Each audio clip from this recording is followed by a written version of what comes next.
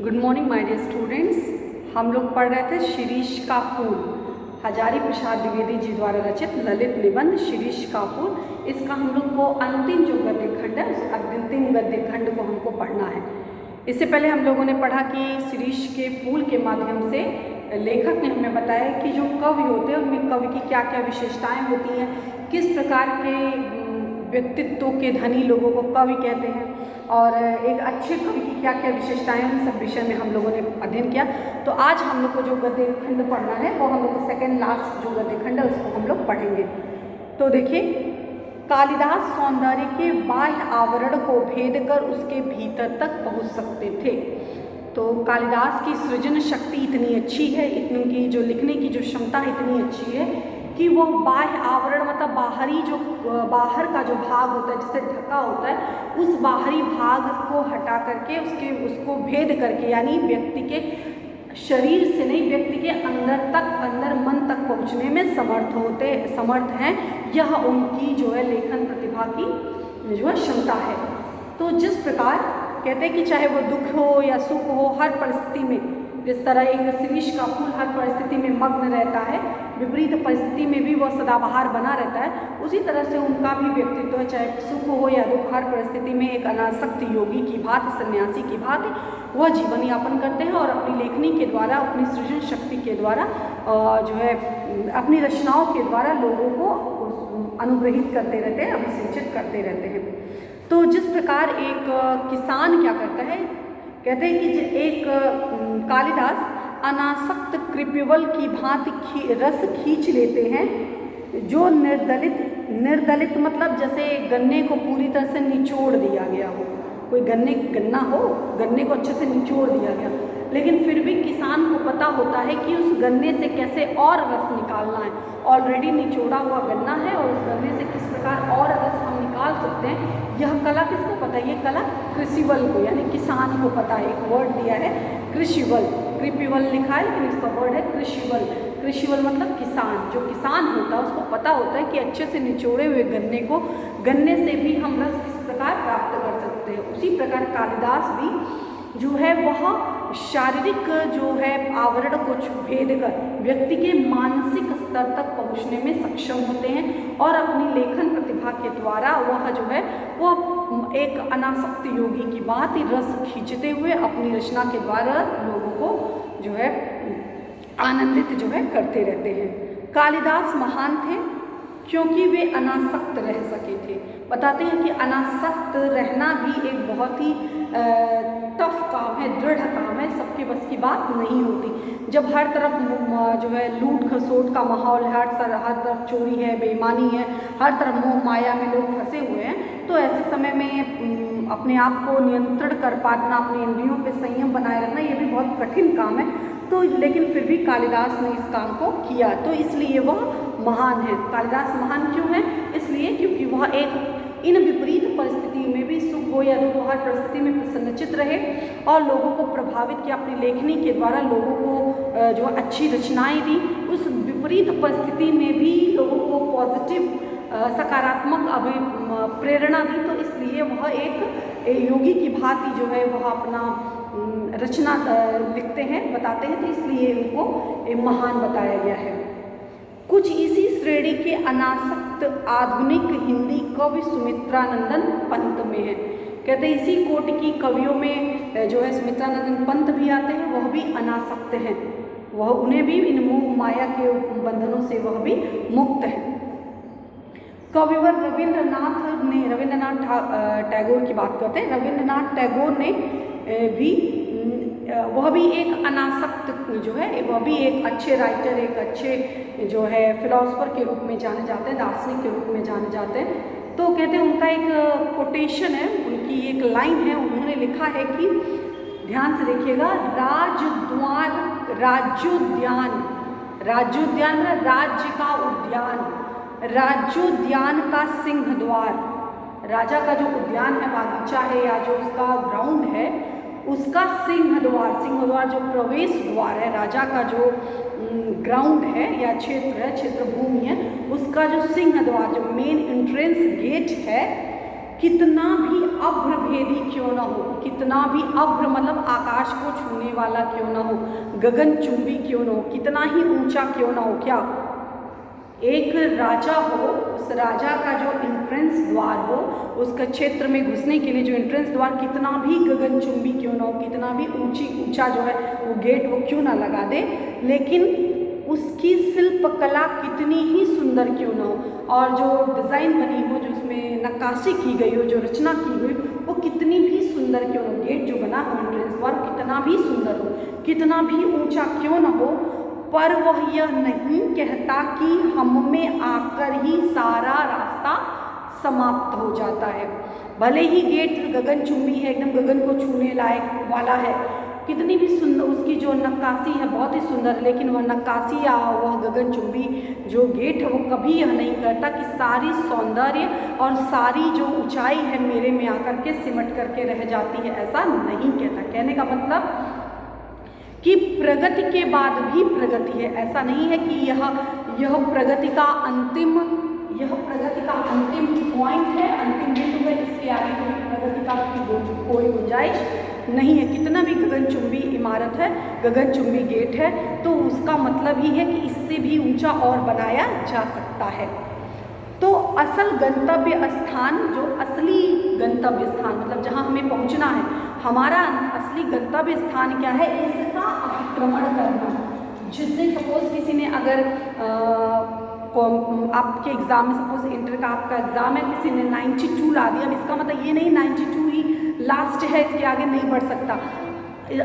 हमारा गंतव्य क्या है, हम उस 92 को क्रॉस करके 95, 98, 99 लाएँ, तो ये हमारा जो है अतिक्रमण है। हम उस जो बना हुआ है, जो हमारा लक्ष्य हमको मिला है, उस लक्ष्य को अतिक्रमण करना ही हमारी योग्यता है, हमारी क्षमता है। तो चाहे कोई भी कला हो, कोई कला ये नहीं कहती कि हमारे में आकर भी पूरा सौंदर्य, पूरी जो सृष्टि, पूरी रचनात्मकता ही समाप्त हो जाती है, ऐसा नहीं है। उस स्थान को अतिक्रमण करना ही हमारा जो है मूल जो है दायित्व तो होना चाहिए, हमें इससे ही आगे बढ़ते रहना चाहिए। करने के बाद ही है, यही बताना उसका कर्तव्य है। तो जो गगनचुंबी जो गेट है वो हमें यही बताता है कि आकाश को छूने के लिए, आकाश को छूने में लगा है, ये नहीं कह रहा कि बस यही समाप्त है, वह यह कहता है कि देखो और भी ऊंचे तुम जा सकते हो। इसी तरह जो नक्काशी है, वो नक्काशी ये नहीं कहती कि हम ही सबसे सुंदर इसके आगे जाते, बताते हैं कि ये वो एक रास्ता देते हैं कि ऐसा सुंदर मैं बना हूँ, तुम इससे भी सुंदर बन सकते हो। ऐसा नहीं कि मैं ही सबसे सुंदर हूँ, इससे कोई सुंदर, इससे ज़्यादा कोई सुंदर नहीं है। तो जो भी रचनाएं हैं, जो भी कवि हैं, उसका मतलब ये नहीं कि यहीं से समाप्त है, इसके बाद कोई आगे कोई विकास नहीं है, इसके आगे कोई प्रगति नहीं है, ऐसी कोई बात नहीं है। फूल हो या पेड़, वह अपने आप में समाप्त नहीं है। मतलब कि देखते होगे आप कि पेड़ होता है, पेड़ से चाहे बीज चाहे फल निकलते हैं, उस फल से पुनः एक पेड़ की जो होती है वो सृष्टि होती है, उद्भव होता है। तो ऐसा नहीं है कि एक पेड़ हो गया, पेड़ का विकास हो गया, पेड़ का विकास पेड़ का फिर पतन हो गया, उसका अस्तित्व समाप्त नहीं। इससे जो बीज निकलेगा फिर से एक नए पेड़ का जो है उद्भव होगा। तो यह जो क्रम है, सृष्टि का जो क्रम है वो निरंतर जो है वो चलता रहता है, तभी व्यक्ति का जीवन है। बताया कि जहाँ भी आप स्थिर हो गए, एक स्थान पे आप रुक गए, वहीं पे आपकी प्रगति बाधित हो जाएगी। चलने में ही आपका गुण है। जब तक आप इस चीज़ को मानोगे नहीं कि जब तक आप गतिमान हो तब तक ही आपका स्थान है। जहाँ आपको लग गया कि अरे हमने बहुत प्रगति कर ली, बहुत जीवन में आगे पार लिया, अब हमको कुछ नहीं पाना, वहीं से आपका पतन शुरू हो जाएगा। इसलिए आपको प्रगति हमेशा करते रहना चाहिए। नहीं कुछ तो कुछ नहीं करना है, तो भी हमको कुछ ना कुछ तो करते ही रहना है। तो फूल हो या पेड़, वह अपने आप में समाप्त नहीं होता, वह किसी अन्य वस्तु को दिखाने के लिए उठी हुई उंगली का इशारा है। मतलब कि जो भी पेड़ हुआ, वो पेड़ यह बताता है कि मुझसे बीज निकलेगा, और बीज फिर बताता है कि मुझसे एक बड़ा सा मोटा घना जो है वो पेड़ होगा। तो उसी तरह से एक व्यक्ति आगे बढ़ता है, वो यह बताता है कि अगला व्यक्ति मुझसे भी आगे होगा, और वह अगला व्यक्ति बताता है कि वह व्यक्ति मुझसे भी आगे जाएगा, प्रगति करेगा। तो हमें जीवन में प्रगति करते रहना है। शिरीष तरु सचमुच पक्के अवधूत की भांति मेरे मन में ऐसी तरंगे जगा देता है जो ऊपर की ओर उठती उठती रहती है। कहते जब भी मैं, लेखक कहते हैं, जब भी मैं शिरीष का पुष्प देखता हूँ, पेड़ देखता हूँ, तो मेरे मन में इसी तरह की एक सकारात्मक जो अभिवृत्ति है वो उसका जो है सृजन होता है। मेरे मन में एक अच्छी भावना का उदय होता है कि सही बात है, यही जीवन का अंत नहीं है, जीवन में गतिमान रहना ही जीवन का वजूद है। तो इसको लेकर के मैं बड़ा ही शिरीष को लेकर के, शिरीष के पेड़ को लेकर, फूल को लेकर मैं एक अच्छा खासा उत्साहित रहता हूँ, उत्सुक रहता हूँ। और इस चिलचिलाती धूप में इतना सरस वह कैसे बना रह सकता है। कहते शिरीष को देख करके मैं बहुत ही आश्चर्यचकित रह जाता हूँ कि जब परिस्थिति मेरे अनुकूल हो तो उस रास्ते पे चलना तो बहुत आसान है।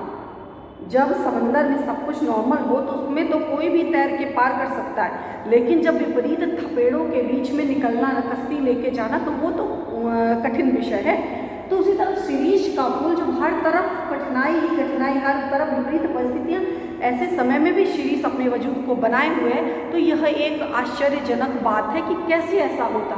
तो उसी तरह से योग, जो भी तपस्वी होते हैं, योगी होते हैं, कवि होते हैं, इस तरह के जो दार्शनिक होते हैं, वह विपरीत परिस्थितियों को अपने अनुकूल बनाते हैं। इसलिए कहा गया कोई चलता पद चिन्हों पे कोई पद चिन्ह बनाता है वही सूरमा, है वही सूरमा इस जग में दुनिया में पूजा जाता है। तो जो व्यक्ति, एक व्यक्ति पद चिन्ह बनाते हैं और एक व्यक्ति क्या होते हैं, उन पद चिन्ह का अनुकरण करते हैं। तो शिरीष का जो पेड़ है वह अपने विपरीत परिस्थितियों में भी अपना रस जो है वो प्रकृति से लेकर के अपनी जिजीविषा शक्ति का परिचय देता है। वह अपनी विपरीत परिस्थितियों को वह हरा देता है, कभी भी परिस्थितियों के आगे घुटने नहीं टेकता। तो हमारे लिए एक तरह का प्रेरणा स्रोत है कि हमें भी परिस्थितियों के आगे कभी भी घुटने नहीं टेकने चाहिए। चाहे वे बाह्य परिवर्तन जो भी, मतलब विपरीत परिस्थितियाँ, बाह्य परिवर्तन स्वरूप क्या है कि धूप हो गया, वर्षा हो गया, आंधी हो गई, लू अपने आप में सत्य नहीं है। क्या यह परिस्थिति विकट नहीं है? एक वृक्ष के लिए जो है धूप हो, कभी चिलचिलाती धूप हो, कभी आंधी आए, कभी तूफान आए, क्या उसके लिए यह जो है सत्य नहीं? क्या उसको नहीं पता, उसको क्या उसका भाव उसको नहीं मिलता? क्या उसको कष्ट नहीं होता होगा? क्या उसको चिलचिलाती धूप उसके लिए कोई असर नहीं डालती होगी? क्या यह अंधड़ उसके वजूद को नहीं हिलाती होगी? निसंदेह उसके लिए भी यह कठिन समय होगा, कठिन दौर होगा, लेकिन फिर भी वह अनासक्त योगी की भांति, फिर भी एक सच्चे जो अवधूत की भांति, ऐसा नहीं कि जो सन्यासी है तपस्या करता है उसको उन चिलचिलाती धूप का, उस कड़कती ठंड का कोई असर नहीं पड़ता। असर पड़ता है, लेकिन उस असर के आगे उसकी दृढ़ता ज़्यादा बली है, इसलिए वह उस विपरीत परिस्थितियों में भी अपना वजूद बना करके रखता है। अपनी इच्छा शक्ति उतनी ज़्यादा सबल है, इसलिए वह बना हुआ है, अन्यथा उसका वजूद समाप्त हो सकता है। हमारे देश के ऊपर से जो यह मार काट, अग्निदाह और लूटपाट, खून कच्चर का बवंडर बह गया है, उसके भीतर भी क्या स्थिर रहा जा सकता है? लेखक प्रश्न करते हैं कि जिस प्रकार यह शिरीष के वृक्ष के लिए आंधी, तूफान, चिलचिलाती धूप, विपरीत परिस्थितियाँ हैं, उसी तरह आज का जो समय है, इस समय में जीवन यापन करना बड़ा ही कठिन है, क्योंकि हर तरफ बेईमानी है, झूठ है, लूट है, घसूट है, हर कोई एक दूसरे का दुश्मन बना पड़ा है। कहीं प्रॉपर्टी के लिए, कहीं पैसे के लिए, कहीं धन दौलत के लिए हर व्यक्ति जो है वो क्या है, वह परेशान है। तो ऐसे समय में जो है कि क्या कोई स्थिर रह सकता है? स्थिर प्रज्ञ बुद्धि किसी की स्थिर रह सकती है? एक स्थान पे कोई दृढ़ रह सकता है? अर्थात नहीं रह सकता। बहुत ही कठिन बात है कि विपरीत परिस्थितियों में भी व्यक्ति अपनी स्थिरता बनाए रखे। शिरीष वायुमंडल से रस खींचकर इतना कोमल और इतना कठोर है, गांधी भी वायुमंडल से रस खींचकर इतना कोमल और इतना कठोर हो सकता था। कहते कि लेकिन फिर भी ऐसा हो तो नहीं सकता, लेकिन फिर भी शिरीष का फूल उन विपरीत परिस्थितियों में अपनी सत्ता बनाए हुए है, इसका मतलब हो सकता है। यद्यपि वो परिस्थितियाँ अनुकूल नहीं है, फिर भी उन विपरीत परिस्थितियों में भी शिरीष अपनी सत्ता बनाए हुए है। उसी प्रकार हमारे वहाँ जो महात्मा गांधी हैं, उन लूट घसोट, उन विपरीत परिस्थितियों में भी अपने धैर्य, अपनी अडिगता, अपनी साहस का परिचय देते हुए अपना वजूद जो है वो बनाए हुए हैं। तो जिस प्रकार शिरीष वायुमंडल से रस खींचता है, उसी प्रकार जो गांधी हैं, गांधी जी हैं वो भी अपने वायुमंडल से अपने आसपास जो भी निगेटिव एनर्जी है, पॉजिटिव एनर्जी है, उससे अपने लिए एक तरह का आत्मबल, एक संबल जो है वो प्राप्त करके अपने जीवन का जो उद्देश्य है उसको उद्देश्य को पूर्ण करने में लगे रहते हैं। मैं जब जब शिरीष की ओर देखता हूँ तब तक हूँ फूटती हूँ, माने एक अफसोस, एक कष्ट का भाव। कहते जब जब मैं शिरीष की ओर देखता हूँ, शिरीष के वृक्ष को देखता हूँ, निहारता हूँ, तब तक मेरे हृदय में एक जो है कष्ट का भाव उत्पन्न होता है कि वह अवधूत आज कहाँ है। तो आज के समय में वह वैसे महान दार्शनिक, ऐसे महान लेखक, ऐसे महान सन्यासी, ऐसे महान जो नेता अभिनेता, ऐसे लोग कहाँ हैं कि जो दूसरे के फायदे के लिए अपना पूरा जीवन जो है वो न्यौछावर कर दे।